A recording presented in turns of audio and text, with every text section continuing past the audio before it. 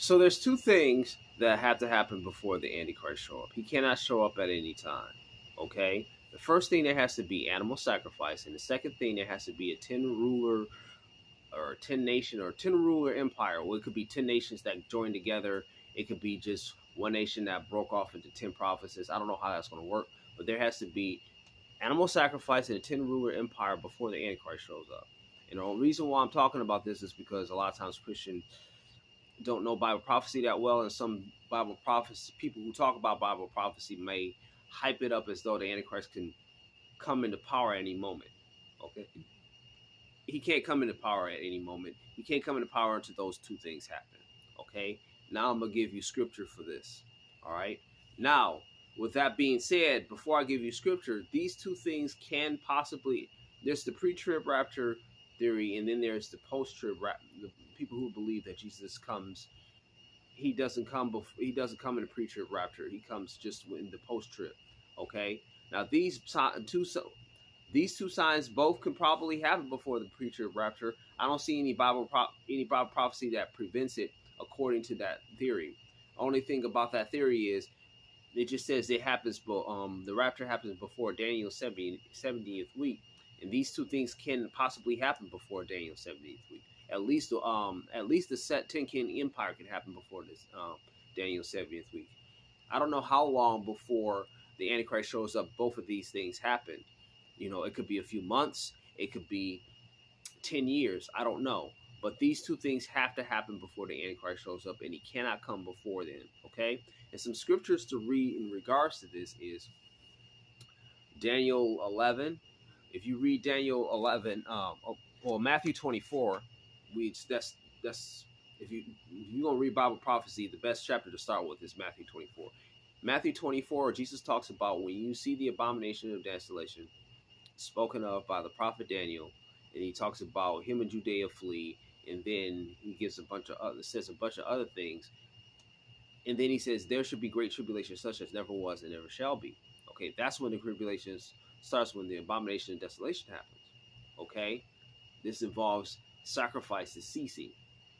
Okay, and we see sacrifices being ceased in Daniel chapter 9 verse 26 and 27. Okay, and he talks about in the midst of the week he shall cause sacrifices to cease. And in Daniel 11, it talks about the abomination of desolation. So I'm going to read Daniel 11 and then Daniel 9. And then I'm going to read Daniel 7 and Revelations 17 in regards to the 10 rulers that must come before the Antichrist. Okay?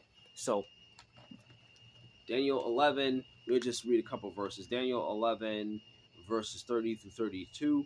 It says, and the ships of Shittim shall come against him, and therefore they shall be grieved and return into indignation against the holy covenant, and so shall he do. He shall even return when have intelligence with them that forsake the holy covenant. And arms shall stand and part, and they shall pollute the sanctuary with strength and take away the daily. Now I asked the word sacrifice, so I guess sacrifice wasn't in the original language.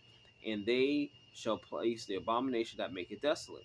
Such that may do wickedly against the covenant shall corrupt with flatteries, and the people who do know their God shall be strong and do exploits. Okay?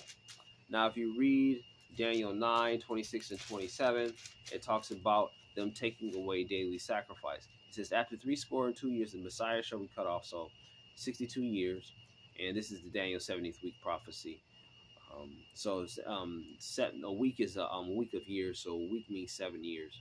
Okay? So, after 62 weeks, the Messiah shall be cut off, not for himself, but the people of the prince that shall come shall destroy the city and the sanctuary, and the end shall be with a flood, and unto war and desolation shall be determined. He shall confirm a covenant with many for 1 week, and in the midst of the week shall he cause sacrifices and oblations to seek and overspreading of abominations.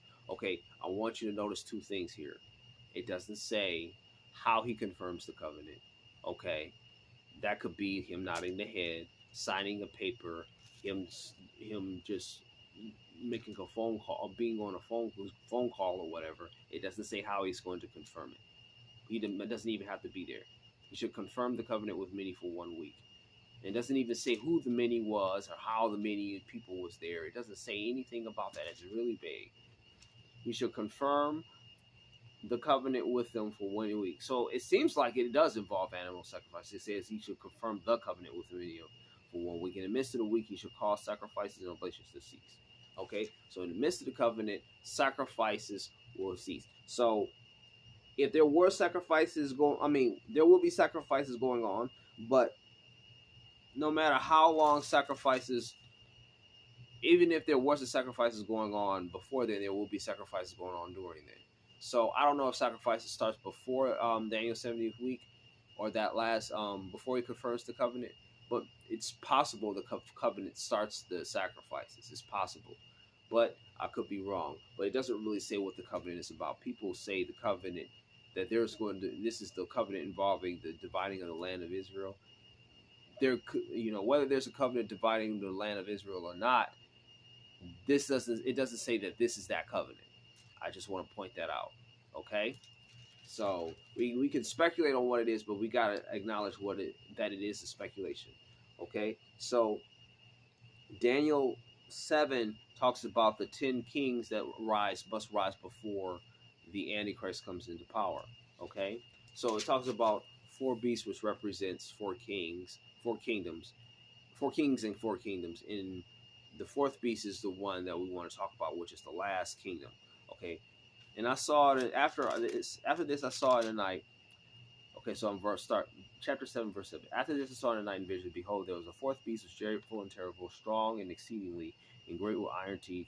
And he devoured and brake into pieces and stamped the residue with his feet, and it was diverse from the other beasts or before it. And I considered the horns that came up from among and there came up among them a little horn, before whom 3 of the first horns was plucked and root.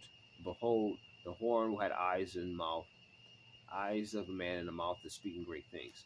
Okay, now let's jump down to verse 23. And he said, the 4th beast which I saw was the 4th kingdom, which was diverse from all the other kingdoms, and devoured the whole earth. And he shall tread down and break into pieces. And the 10 horns out of this kingdom had 10 kings that shall arise, and another shall rise after them. Another shall rise after them, and he shall be diverse from the first, and he shall subdue 3, and he shall speak great words against the Most High, and wear out the saints, and shall think to change times and seasons, and they shall be given unto his hand until times and a half a time. That's 3.5 years. Time is a year, times is 2 years, and a half time is a half a year. Okay? And if you read Revelations chapter 17, when it talks about the whore of Babylon, if you read Revelations chapter 17, let me turn there right fast. Revelation chapter 17, verse 12, it's a 7-head, 10-horn beast. It's a red 7-head, 10-horn beast. This is not the same. It doesn't seem like the same 7-head, 10-horn beast that was earlier, which was like a leopard with the mouth of a lion and the feet of a bear. It doesn't describe any of that. It just describes this as a red 7-head, 10-horn beast, which is a system. That other beast was a person. This beast is the system, because the 7 heads stand for 7 kings that are 5 have fallen, 1 was, and 1 is yet to come, and then 10 horns stand for 10 kings. Now, if you read this, it says, now verse 12, it says, the 10 horns which thou hast saw were 10 kings that received no kingdom yet, but they shall receive power as the kings of 1 hour with the beast. So these things shall rule with the beast. Okay? And these shall be one mind, and they shall give their power and strength unto the beast, and they shall make war with the Lamb, and they shall overcome them. And for the Lord is the Lord. These shall make war with the Lamb, and the Lamb shall overcome them. And he is the King of kings and the Lord of lords. And they that are with him shall be called and chosen and faithful. And then it talks about them going up against the whore of Babylon. So just remember these 2 signs supposed to happen before the Antichrist comes. Don't get hyped up or anything, because that can get you desensitized and be like, well, not listen to anybody. Be like, well, you've been saying that forever.